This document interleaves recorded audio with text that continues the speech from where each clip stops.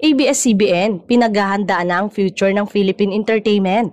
Sa ginanap na virtual stockholder meeting ng ABS-CBN Corporation ngayong araw na ito, June 26, Huwebes, binanggit ni ABS-CBN President at Chief Executive Officer Carlo Katigbak na pinaghahandaan na ng kumpanya ang future ng Philippine entertainment kung saan hindi na gaanong nakasentro ang telebisyon doon.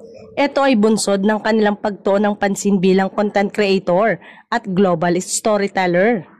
Dagdag pa ni Sir CLK, ito rin ang future kung saan marami pang mababago at maapektuhan ng teknolohiya at nagaganap yon sa mga susunod na taon.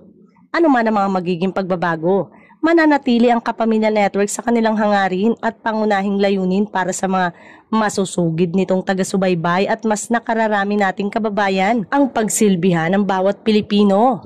Sa ngayon ay wala pang binanggit patungkol sa bagong prangkisa ng ABS-CBN. Ang naturang pagpupulong, nasabi rin ng Kapamilya Executive na kung sakaling ipasa ang panukala para sa prangkisa, mahaba ang pagdaraanan ng kumpanya upang maibalik pa ang dating TV network nito. Gayunpaman, nakikita natin ang pagyabong at unti-unting pagbangon ng Kapamilya Network mula nang mawala ang kanilang kakayanan na makapag-ere sa Free TV.